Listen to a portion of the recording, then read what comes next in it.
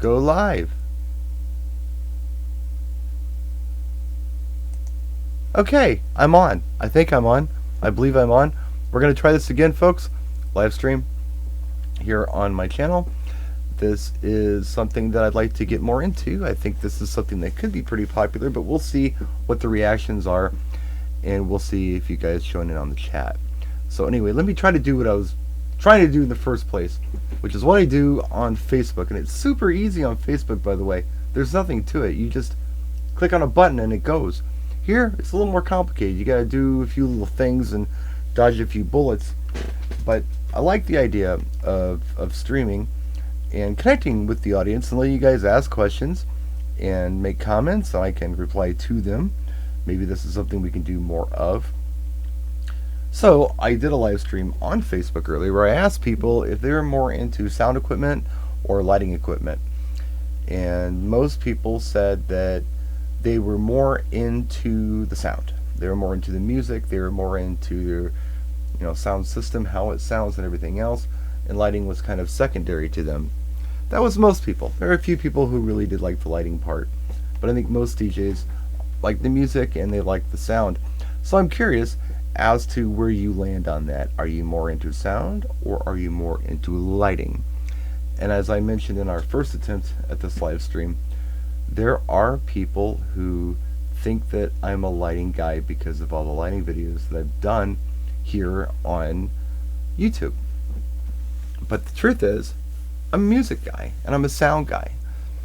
What's happened was there have been so many really good opportunities for me to get product and to do videos for lighting companies, because the stuff is relatively inexpensive and you guys buy a lot of it. So it's easy to add a light or something to your system. It's not so easy to add speakers or a mixer and that kind of stuff, as far as the cost goes, and even the difficulty level sometimes of choosing what speakers you want and building an audio system. It's a lot easier just to plug in a flashy light. So there are a lot of companies out there willing to work with me.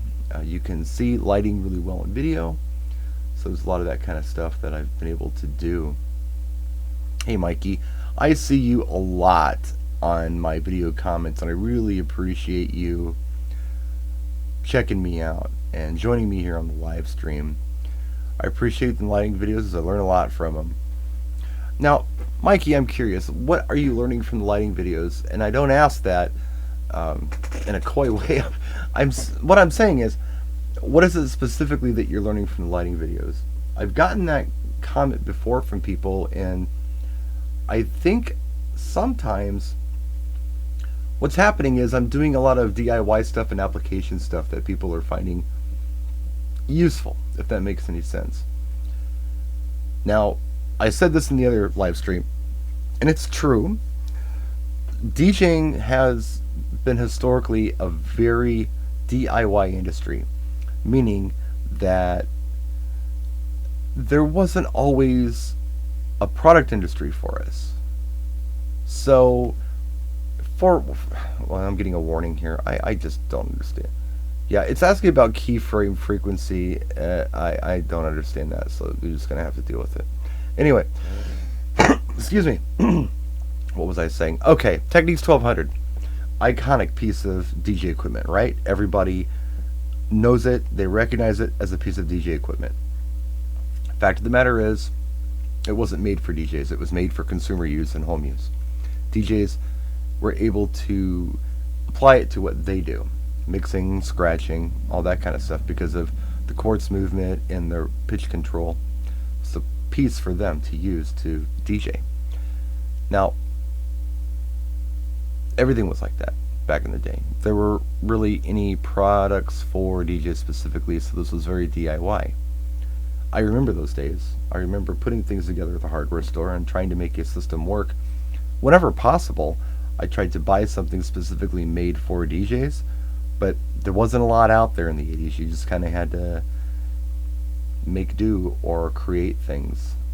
And that's what I try to bring to the channel when I'm doing things like lighting. Sometimes, how to hang something. There's an entire rollaway toolbox in the shop full of hardware that I could possibly use, for lighting videos, just how-tos and different ways to maybe use some of this stuff. So maybe, I don't know if that's what you're getting out of it, but that's what some people are getting out of it, the do-it-yourself part, because that's what it used to be like. So many things these days, you just buy it, open the box, and it does what you want it to do. But a lot of things don't, and maybe sometimes there are some ideas out there that I'm able to throw out there for you and share. And they're not all original ideas. Sometimes I borrow from other people. Other times I'm getting creative. And one thing I will say, like in the last video I did, I was talking about that Colorado Sunlight, that little Hex 1 piece. It's magnetic on the bottom, but it's really hard to, have it lay flat as an uplight if you want it to tilt at all. There's feet on it to go straight up, but if you want to, put it at an angle or whatever, it's difficult. I think my first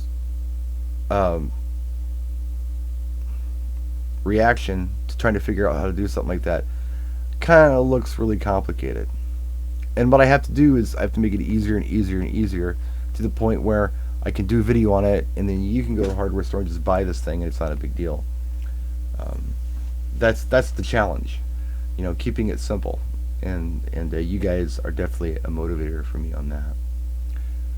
Dylan says, I'm not a DJ in any way, but working in the same industry, I lean more towards lighting than sound. Yeah, well, if you're a lighting guy, of course you are leaning more towards lighting. That's a given. Of course you are.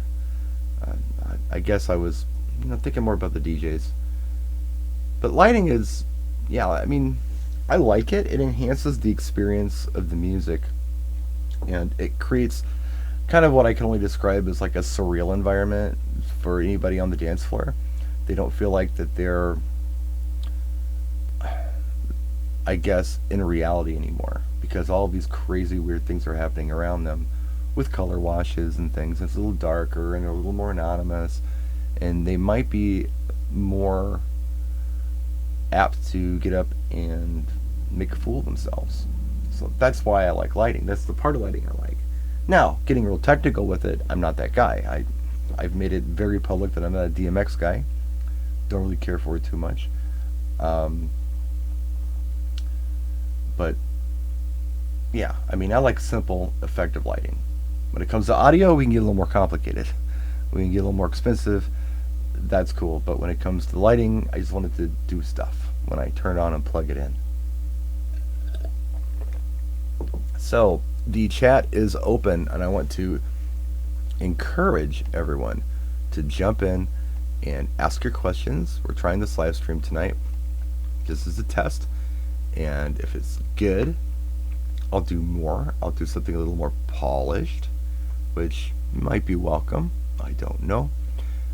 I think scheduling live streams is okay, but I think just kind of jumping in and doing them for fun is pretty fun.